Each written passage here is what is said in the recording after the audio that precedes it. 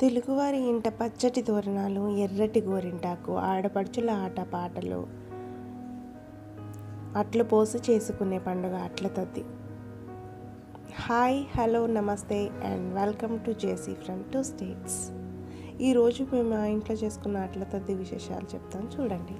మా అమ్మమ్మ గారి ఇంట్లో పెద్ద పెద్ద బాండెలతో అట్ల పిండి కలిపి తెల్లవారుజామున లేచి అందరం కలిసి కూర్చొని తినేవాళ్ళం. అవన్నీ నాకు బాగా గుర్తుకొస్తున్నాయి. ఓకే, ఇప్పుడు గౌరీదేవిని ఒక పీఠం మీద ఏర్పాటు చేసుకోవాలి. ఆవిడ నిద్ర లేపేసాం. ఉత్తరేణి పుల్ల పెట్టాలి. ఉత్తరేణి పుల్ల అంటే అది చాలా మెత్తగా ఉంటుంది. అమ్మవారు చాలా సుకుమారి అంట.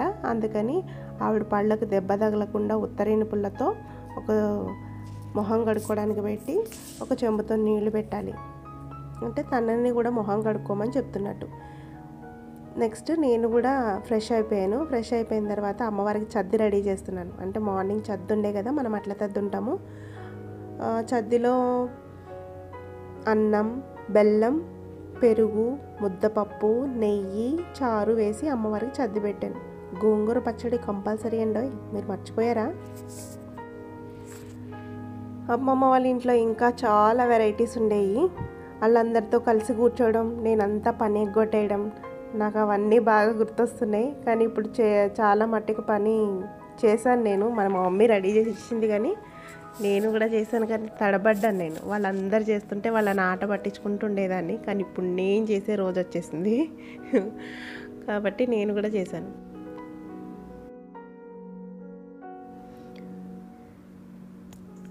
ఇంతమందికి ఎన్ని అట్లు వేసేవారు. నేను ఒక్కదాన్నే వేసుకోవడానికే అలసిపోయాను.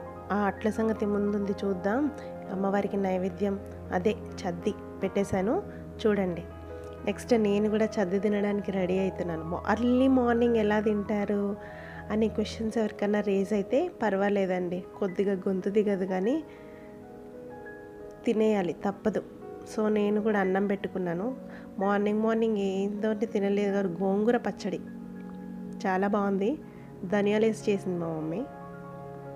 దాని తర్వాత అమ్మవారి మనం ఏం తింటామో అమ్మవారికి కూడా అదే పెడతాము. కొంతమంది చద్ది అప్పటికప్పుడు వండి పెడతారు, కానీ అది వేడిది. చద్ది అంటే రాత్రి వండిందే లెక్క, కానీ మార్నింగ్ అప్పటికప్పుడు వండి పెట్టాం. నెక్స్ట్ పూజ సామాన్లు అన్నీ రెడీ చేసేసింది మా మమ్మీ. కడిగి గిన్నెలు, ఆ జాజాలు అయితే 9 days అయింది. దసరా రోజు వేసాము, చాలా బాగా వచ్చాయి.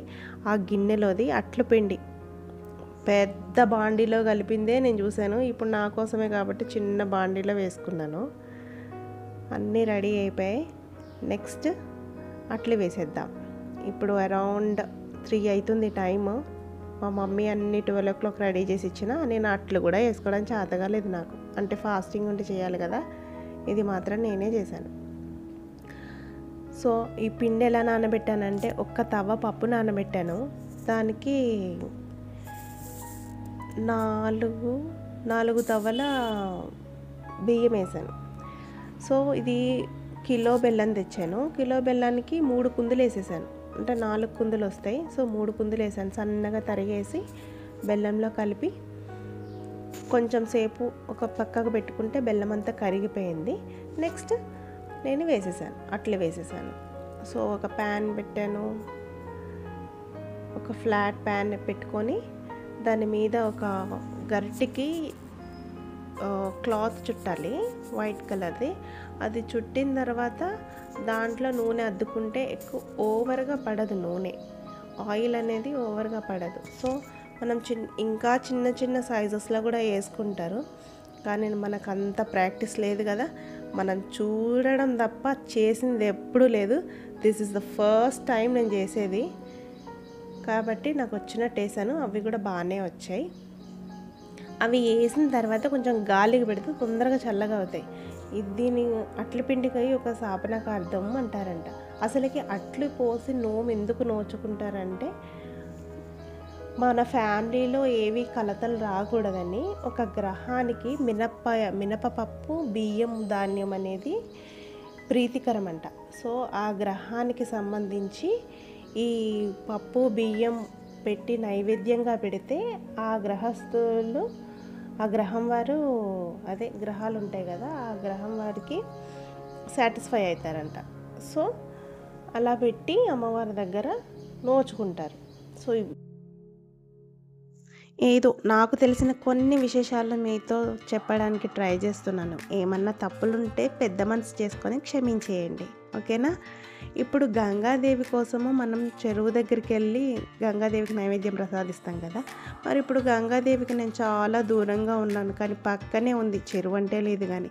ఒక ఇత్తడి బాండి తీసుకొని దానికి పసుపు రాసి బొట్లు పెట్టి అందులో గంగాదేవి కొలువైందని మనస్ఫూర్తిగా భావించి జాజాలు, అరటిపళ్ళతో ఇచ్చే తాంబూలం, అట్లా వాయనం గంగాదేవికి నివేదించి కొబ్బరికాయ కొట్టి హారతి ఇంటి ముందే తులసమ్మ దగ్గర ఇచ్చేసాను. కార్తీక మాసం గుర్తుకొచ్చింది, కాకపోతే జాజాలు అట్లతద్దని గుర్తు చేస్తుంది.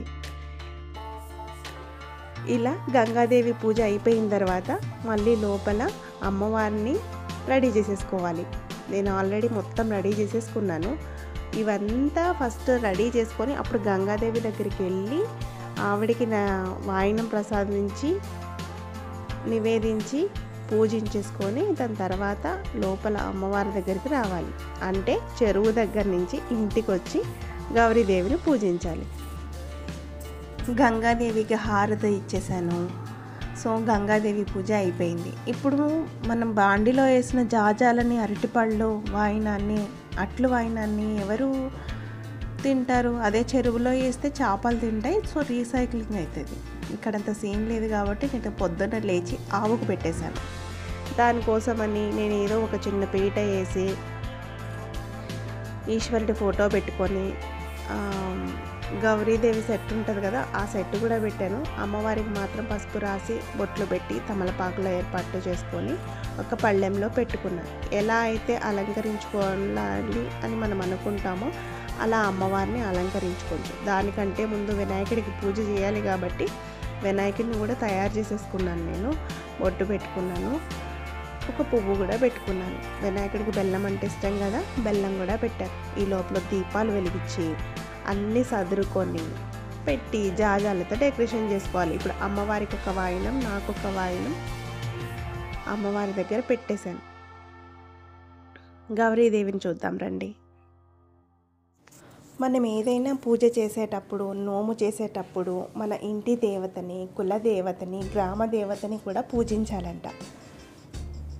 నాకు తెలిసిన విధంగా నేను మా ఇంట్లో వీరభద్రులు ఉన్నారు కాబట్టి వీరభద్రులకు పూజ చేసి ఆ ఇంటి దేవత ఇంట్లో కూడా పూజ చేసేసి తర్వాత నోము స్టార్ట్ చేశాను.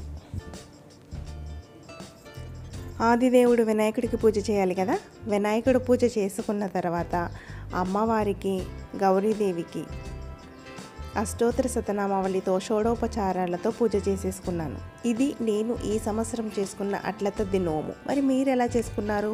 ఒకవేళ మీరు చేసుకుంటే కనుక నాకు కూడా కామెంట్ చేయండి. ఒకవేళ దీంట్లో ఏమైనా తప్పులు ఉంటే కూడా చెప్పండి.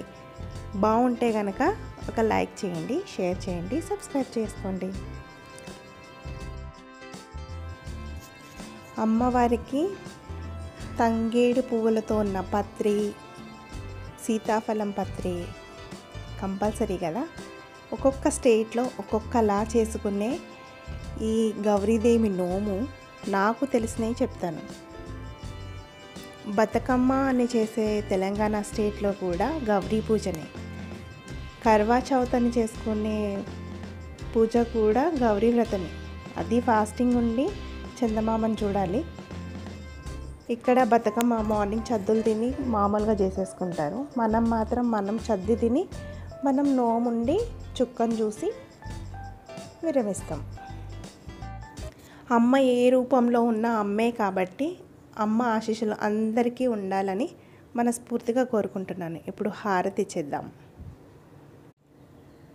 అంబ మంగళం జగదాంబ మంగళం, మంగళారూపిణి గౌరీ మంగళం, వాణి మంగళం కళ్యాణి మంగళం, ఓంకార స్వరూపిణి దేవి మంగళం, జనని మంగళం జగజ్జనని మంగళం, ముల్లోక సంచారిణే దేవి మంగళం, శక్తి మంగళం शिवशक्तिमङ्गलम् अर्धनारीश्वरी गौरीमङ्गलं ललितमङ्गलं शुभचरितमङ्गलं श्रीत्रिपुरसुन्दरी देवी मङ्गलं श्रीत्रिपुरसुन्दरी देवी मङ्गलम्।